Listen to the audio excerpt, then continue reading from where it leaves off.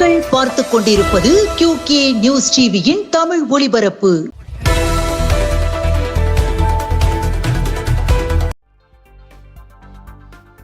தர்மபுரம் ஆதீனம் 27வது குருமகா சன்னிதானம் கைலை ஸ்ரீ மாசிலாமணி தேசிக ஞான சம்பந்த பரமாச்சாரிய சுவாமிகளுக்கு நேற்று நடந்த மணி விழாவில் புஷ்பார்ச்சனை நடந்தது.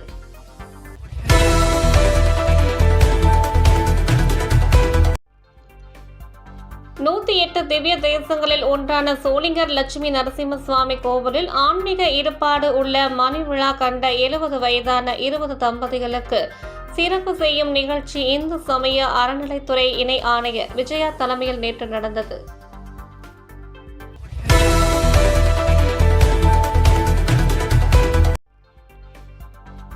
திருச்சிராப்பள்ளி சோமரசன்பேட்டை டாக்டர் கலைஞர் திடலில் திமுக எம்எல்ஏ பழனியாண்டி விஜயபாரதி மற்றும் முன்னாள் எம்எல்ஏ கண்ணையன் பேத்தி மனிஷா ஆகியோரது திருமணத்தை முதலமைச்சர் ஸ்டாலின் நடத்தி வைத்து வாழ்த்தினார்.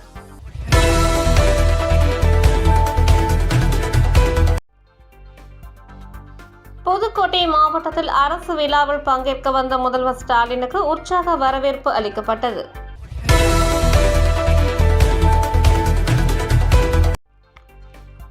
தேமுதிக அலுவலகத்தில் அதன் பொதுச் செயலாளர் பிரேமலதா நேற்று பொதுமக்களை சந்தித்து குறை கேட்டார்.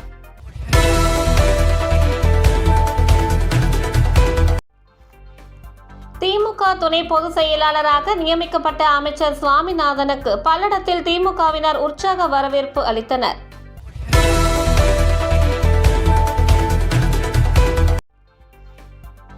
திருச்சி பொன்மலையில் நேற்று நடந்த நிகழ்வில் மூத்த குடிமக்களின் நல்வாழ்வை மேம்படுத்துவதற்காக அன்பு சோலை மையங்களை முதலமைச்சர் ஸ்டாலின் தொடங்கி வைத்தார். அமைச்சர்கள் நேரு, அன்பில் மகேஷ், பொய்யாமொழி, சிவசங்கர், கீதா ஜீவன், ரகுபதி, மெய்யநாதன் மற்றும் எம்பிகள் திருச்சி சிவா, ஆர் ராசா மற்றும் பலர் பங்கேற்றனர்.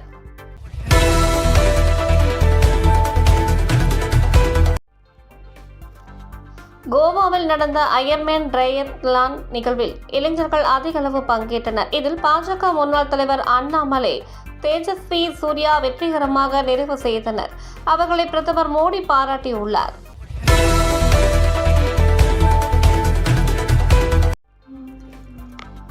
வந்தே மாதரம் பாடலின் 150வது ஆண்டு கொண்டாட்டத்தின் ஒரு பகுதியாக கோவையில் வ.உ.சி.யின் சிலைக்கு வானதி சீனிவாசன் எம்எல்ஏ தலைமையில் பாஜக நிர்வாகிகள் மாலை அணிவித்து மரியாதை செலுத்தி வந்தே மாதரம் முழு பாடலையும் பாடினர்.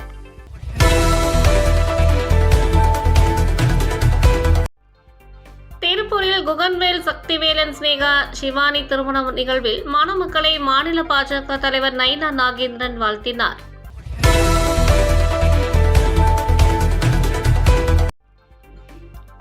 ராமநாதபுரம் மாவட்ட கண்காணிப்பு அலுவலர் வள்ளலார் வளர்ச்சி திட்ட பணிகள் குறித்து ஆலோசனை நடத்தினார். கலெக்டர் சிம்ரன்ஜித் காலோன் உடன் உள்ளார்.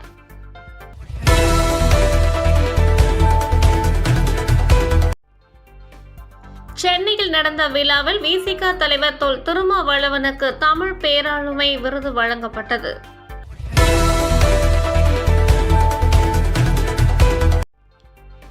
திருவள்ளூர் மாவட்ட அளவிலான சப் ஜூனியர், ஜூனியர், சீனியர் ஆண்கள் பெண்கள் பளு தூக்கும் போட்டியினை அமைச்சர் நாசர் தொடங்கி வைத்தார்.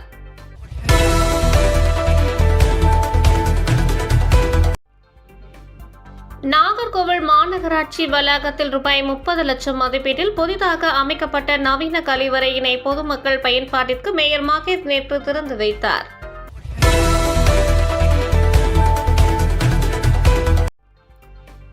கோபி நகராட்சி பகுதியில் சிறப்பு தீவிர வாக்காளர் பட்டியல் திருத்தம் தொடர்பாக பொதுமக்களிடம் கலெக்டர் கந்தசாமி துண்டு பிரசுரங்களை வழங்கினார்.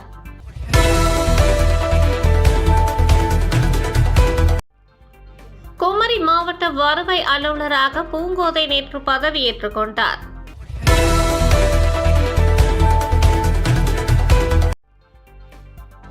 குமரி கொட்டாரம் அரசு மேல்நிலைப் பள்ளி 12ஆம் வகுப்பு மாணவர் மாணவிகளுடன் கலெக்டர் அழகு மீனா நேற்று கலந்துரையாடினார்.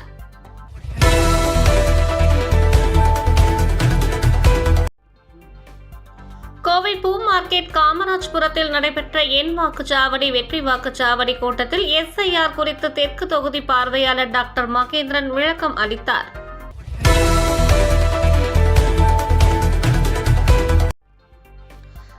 முகமது சதக் தஸ்தகீர் கல்வியியல் கல்லூரி வளாகத்தில் ஒற்றுமை பேரணியை ரோட்டரி சங்க கவர்னர் தினேஷ்குமார் துவக்கி வைத்தார்.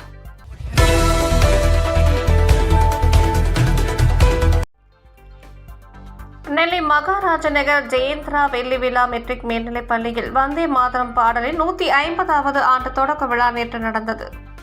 இத்துடன் இந்த செய்தி தொகுப்பு நிறைவடைந்தது. நன்றி, வணக்கம்.